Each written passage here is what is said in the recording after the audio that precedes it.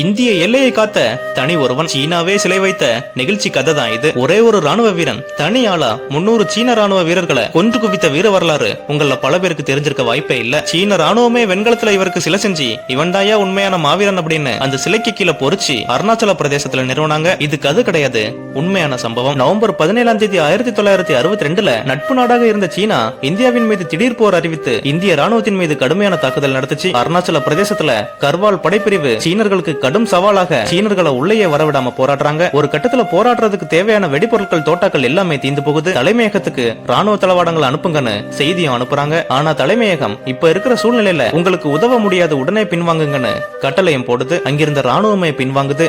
ஆனா 3 மாவீரர்கள் மட்டும் பின்வாங்கவே இல்ல. ஏன்னா அவங்களுக்குள்ள வேற ஒரு திட்டம் இருந்தது. உயிர் இருக்கிற வரைக்கும் இங்கேயே போரிட்டு எல்லைகளை காப்போம், இல்லனா எல்லையிலேயே செத்து மடிவோம். ஆனா ஒருபோதும் பின்வாங்க மாட்டோம்னு சபதமே போட்டாங்க. அந்த 3 ராணுவ வீரர்கள் தான் ஜஸ்வந்த் சிங், திரிலோக் சிங், கோபால் சிங். போரிடணும்னா ஆயுதம் வேணும், என்ன பண்றதுன்னு யோசிக்கிறாங்க. இரவோடு இரவா இந்திய ராணுவம் விட்டு சென்ற ஆயுதங்கள், வெடிகுண்டுகள், பீரங்கிகளை ஒன்று சேர்க்கிறாங்க. வெகு நாட்களுக்கு போர் செய்யணும்னா இன்னும் நிறைய ஆயுதங்கள் தேவைப்படும் யோசிக்கிறாங்க. அப்பதான் சீன ராணுவ ஆயுத கிடங்க கைப்பற்றி ஆயுதங்களை எடுத்துட்டு வரதுக்கு தீர்மானிக்கிறாங்க. 3 வீரர்களும் சேர்ந்து ஊர்ந்து சீன ராணுவ பட்டாலியனுக்குள்ள போறாங்க. அங்க காவலுக்கு இருந்த சீன வீரர்களை ஒருவர் பின் ஒருவரா தங்கள் கையில வச்சிருந்த குக்கிரி கத்திய வச்சு குத்தி சாய்க்கிறாங்க. விடியறதுக்கு இன்னும் 4 மணி நேரம் மட்டும் தான் இருந்துச்சு. ஆயுத கிடங்குல இருந்து எவ்வளவு ஆயுதங்கள் வெடிமருந்துகளை எடுக்க முடியுமோ எல்லாத்தையும் எடுத்து இந்திய எல்லையில கொண்டு போய் சேர்த்தணும்னு தீர்மானிக்கிறாங்க. அது மாதிரியே பக்கத்துல இருந்த கைவண்டியில சத்தமே இல்லாம பல துப்பாக்கிகளையும் வெடிகுண்டுகளையும் கைப்பற்றி வண்டியில ஏற்றி இந்திய எல்லைக்கு எடுத்துட்டு வந்து சேர்த்துட்டு மறுபடியும் போகிறாங்க. 4வது தடவை போயிட்டு வரும்போது இனி விடிஞ்சிரும். அப்பதான்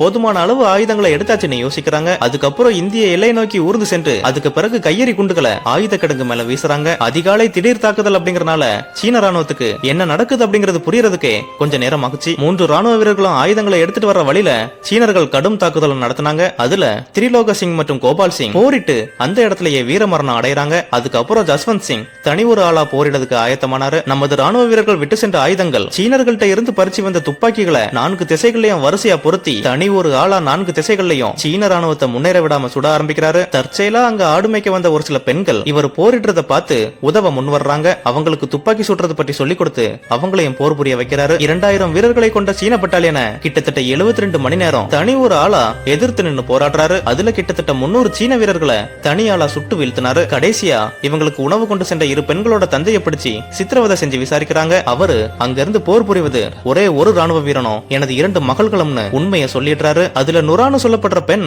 உயிரோடு பிடிபட்டு கொல்லப்படுறாங்க. சிலான்னு சொல்லப்படுற மற்றொரு பெண் மலையில இருந்து குதிச்சு தற்கொலை பண்ணிக்கிறாங்க. ஜஸ்வந்த் சிங் இனி போராடி பயனில்லைனோ, அதே நேரத்துல சீனாட்ட பிடிபற்ற கூடாதுன்னு தான் வச்சிருந்த பிஸ்டலோட குண்ட சுவைக்கிறாரு. சீனர்கள் இந்த 21 வயசு பொடிப்பையில நம்மள இந்த ஆட்டம் காட்டினான்னு கோபமடைஞ்சி அவரோட உயிரற்ற உடலை சிதைக்கிறாங்க. தலைய தங்களோட பட்டாலியனுக்கு எடுத்துட்டு போயிட்டாங்க. போரம் முடிஞ்சது. சீன ராணுவம் ஜஸ்வந்த் சிங் ராவத்தோட வீரத்தை பாராட்டி அவருக்கு ஒரு வெண்கல சிலை செஞ்சு அதை இந்திய அருணாச்சல எல்லையில நிறுவச்சு இந்திய ராணுவ தளபதிக்கு சீன தளபதி ஜஸ்வந்தோட வீரத்தை பாராட்டி கடிதம் எழுதினாரு. இந்திய ராணுவம் அவர் போரிட்டு வீர மரணம் அடைஞ்ச இடத்துல கோவிலை கட்டுச்சு. அந்த இடம் 10,000 அடி உயரத்துல நூரானாங் மாவட்டத்துல தவாங் நகரத்துல இருந்து 25 கிலோமீட்டர் தூரத்துல இந்திய சீன எல்லையில அமைஞ்சிருக்கு. இன்னைக்கும் அவர் ராணுவ சேவையில இருக்கிறது போலவே எல்லா ஏற்பாடுகளும் நடக்கும். அங்க வாழ்ற மக்களுக்கு இவர் தான் காவல் தெய்வம். அங்க வேலை செய்யற ராணுவ வீரர்கள் இவரோட நினைவிடத்திற்கு வந்து மரியாதை செலுத்தின பிறகுதான் கடந்து போவாங்க. இவர் கூட இணைஞ்சி போரிட்ட 2 பெண்கள் நினைவா அவங்க போரிட்டு வீர மரணம் அடைஞ்ச மலைப்பகுதியை அவர்களோட நினைவா நூரா போஸ்ட் மற்றும் சிலா போஸ்ட் தான் அழைக்கிறாங்க. இந்த மாவீரனோட கதையை 72 ஹவர்ஸ் அப்படிங்கிற திரைப்படமாவே எடுத்திருக்காங்க. தன்னலம் மற்றும் தேச நலன் கருதி